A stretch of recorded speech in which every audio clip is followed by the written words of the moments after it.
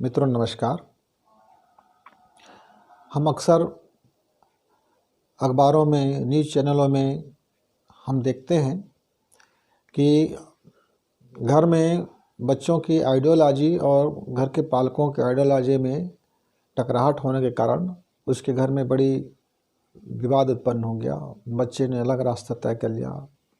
माता पिता रोते रहे, सीखते रहे, खिंचते रहे, कहते रहे कि भाई तुम नासमझ हो, तुम समझते नहीं हो ज़िंदगी को, तुम्हारे क्या आइडियोलॉजी हो सकता है, वगैरह वगैरह।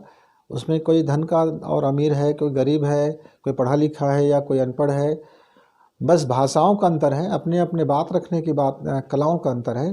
पर कम बेश हर घर में 90% घरों में ये औसतन जब पीढ़ियाँ बदलती है तो उनकी आइडियोलॉजी में फ़र्क आता है, क्योंकि दोनों के जीवन की बिल्कुल भिन्नता होती है। पालन पोषण में, रहन सहन में, उनके डीएनए में, उनके जीवन जीने के तौर तरीके में। नए ज़माने के हिसाब से जो बच्चे होते हैं वो अपना आइडियोलॉजी तय करते हैं, और आज उनके पास जो शिक्षा है, जो आज उसके पास जो उसने देखा है, उसके अनुसार वो अपना दिलो दिमाग में अपनी आदर्श तय करता है, अपनी जीवन शैली तय करता है, अपनी लाइफ स्टाइल तय करता है। इसी बीच में घर में और बच्चों के बीच में बड़ी तनाव का माहौल बन जाता है। कई बार कुछ बच्चे मुखर होकर बोलते हैं तो उस घर में विवाद हो जाता है। कई बार बच्चे नहीं बोलते हैं तो नकली जीवन जीते जीते एक दिन ऐसा समय आता है वह नकली जीवन में वह विस्फोट हो जाता है, और विस्फोट होने के कारण फिर एक विचित्र स्थिति घर में हो जाता है और पूरे घर विषाद से भर जाता है। कई बच्चे ऐसा कदम उठा लेते हैं कि अब वो शॉर्टकट अपना लेते हैं कि न रहे बांस न बजे बांसुरी। मित्रों, इस सारी चीज़ों से आप भली भांति अच्छा से आप अपने पालकों को समझा सकते हैं। आपका जो जीवन है नए युग के अनुसार है, नया जीवन शैली है, विज्ञान के बढ़ते हुए जो तकनीकी प्रभाव है, शिक्षा का प्रभाव है।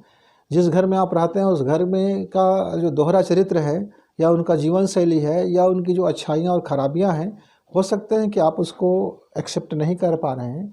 आपके नज़र में कुछ दूसरा है, होता भी है और होना भी चाहिए, तभी यह संसार में परिवर्तन होता है, क्रांतियाँ घटती हैं। लेकिन घर छोड़ देना, घर में विवाद उत्पन्न करना, मारपीट करना या ऐसा कुछ अनहोनी कदम उठा लेना या डिप्रेशन में चले जाना या ड्रग्स की सहारा ले लेना या दोस्तों के साथ अपनी ज़िंदगी को बर्बाद करना, यह कतई सही विकल्प नहीं है मित्र। यह बिल्कुल सही विकल्प नहीं है।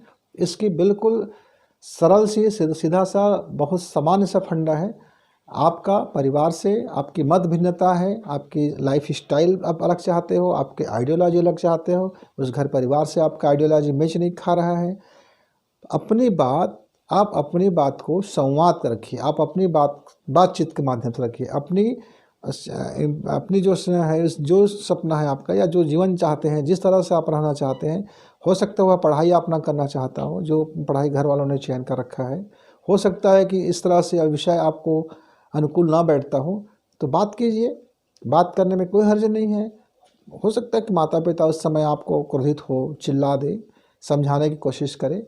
आप अपनी बात को यदि आप शांति से और सीधा से तरीक़ा से रखेंगे, आप अपनी बात को एक तर्क के माध्यम से रखेंगे, आप अपनी अंदर की सोच को रखेंगे, आप अपनी माइंड की जो जिस दिशा में आपका रुचि है, आप अपना रुझान है, आप अपनी बात को रखेंगे, तो हर माता पिता एक दिन समझ ही जाता है। उसको समझना ही पड़ता है, और जो नहीं समझते मैं उनके लिए तो ऐसा कुछ बोलूँगा नहीं, लेकिन हर माता पिता को उस बात पर विचार करना चाहिए और विचार करके एक रास्ता निकालना चाहिए जिससे हम अपने अपने आइडियोलॉजी में भी हम जीवन जी सकते हैं। मत की भिन्नता हो पर मन की भिन्नता ना हो, आपस में रिश्ता ना टूटे, आपस में दिलों की रिश्ता ना टूटे। विचारों का भिन्नता हो सकता है क्योंकि हर व्यक्ति का अपना एक थॉट होता है, हर व्यक्ति की माइंड का अपना एक डिज़ाइन होता है, उस व्यक्ति की जीवन का जैविक ऊर्जा अलग होती है, हर व्यक्ति का अपना एक मैग्नेटिक पावर होता है, हर व्यक्ति का अपना एक लाइफ स्टाइल होता है। उसमें आप अलग अलग हो सकते हैं पर विवाद से बचिए। इसके लिए हम एक बहुत छोटा सा प्रार्थना का सूत्र अपनाते हैं। यदि जिस घर में जिस बच्चे को उनके घर के आइडियोलॉजी से वो फिट नहीं होता है और अपने घर में बात रखना चाहता है, तो बात रखने से पहले वह क्या करे, 45 दिन का न्यूनतम यहाँ कोर्स को पहले करें।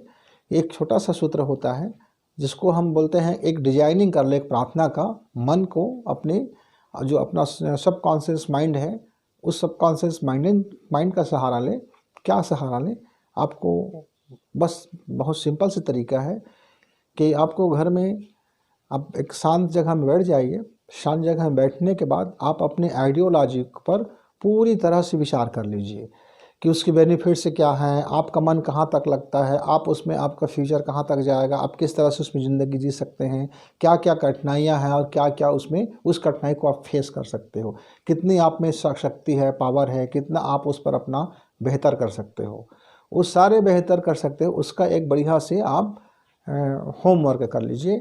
1 दिन, 2 दिन, 3 दिन, 4 दिन, महीना, 2 महीना, जितना दिन लगे, बिना होमवर्क किए आप घर में संवाद मत कीजिए, घर में बातचीत मत कीजिए, अपनी टॉक मत कीजिए। पूरा कर लेने के बाद आप फिर यह अवचेतन प्रार्थना जो है, एक इमेजिंग प्रार्थना जो है, या एक इमेजिंग डायग्राम है, आप इसको फिट कीजिए अपने सबकॉन्शियस माइंड में। उसको कैसे करना है?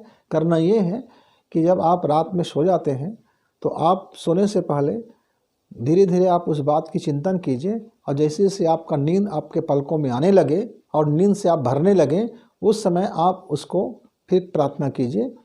ऐसा करना है आपको कि मेरा मन यह जानता है कि मेरा बेहतरी किसमें है, और मेरा मन मेरे परिवार वाले के साथ यह साझा करता है कि वह मेरा बेहतरी किसमें है। वह घर के लोग मेरी बेहतरी को, मेरी संवाद को समझ रहे हैं, सुन रहे हैं, शांति से सुनिए, शांति से समझ रहे हैं, और मेरे जो बेहतरी का जो मार्ग है, मेरे बेहतरी का मार्ग है, उस पर वो मेरे साथ दे रहे हैं। घर में खुशियाँ हैं, घर में शांति है, घर में आनंद है। घर वालों को शुक्रिया, मुझे भी शुक्रिया, मेरे ईश्वर को भी शुक्रिया। ऐसा कहते कहते आप इमेजिंग करते करते आप नींद आपको आ जाएगा, और आप पूरी नींद में आप रहिए। और सुबह उठते हैं, सुबह उठते ही बिस्तर छोड़ने से पहले आप इस इमेजिंग को फिर दोबारा कीजिए। और जब आपको दोपहर में कभी वक्त मिल जाए घर में आपके पढ़ाई से, लिखाई से या काम से, तो उस इमेजिंग को आप फिर एकांत स्थान में बैठिए। यदि आपके घर में पूजा कमरा है तो वहाँ बैठ जाइए। आप यदि घर में पूजा कमरा नहीं होता है, प्रार्थना कक्ष नहीं होते हैं, तो आप अपने कमरे में बैठ जाइए। आपको जहाँ थोड़ी शांति और सुकून मिले कहीं भी बैठ जाइए, और बैठने के बाद फिर इस इमेजिंग प्रार्थनाओं को एक बार आप कर लीजिए।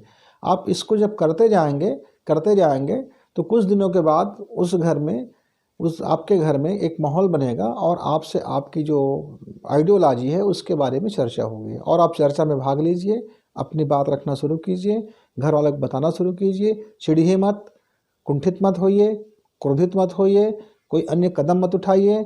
आप उसको सरलता से आप अपने घर में इस बात को समझा सकते हैं, बता सकते हैं, सब लोग मानेंगे। आप देखना फिर घर में आपके भी आइडियोलॉजी का पूरा वैल्यू होगा, और आपके जो जीवन होगा, आपका जीवन आप अपनी आइडियोलॉजी से जीवन व्यतीत करेंगे। उसमें न डरने की बात है, ना नकलीपन करने की ज़रूरत है, न झूठ बोलने की ज़रूरत है। बस आपको ज़रूरत है एक सही तरीके से बात रखने की। तो आज से आप बात रखेंगे। धन्यवाद मित्र। इस वीडियो को लाइक करें, सब्सक्राइब करें, शेयर करें, बेल की घंटी दबाएं।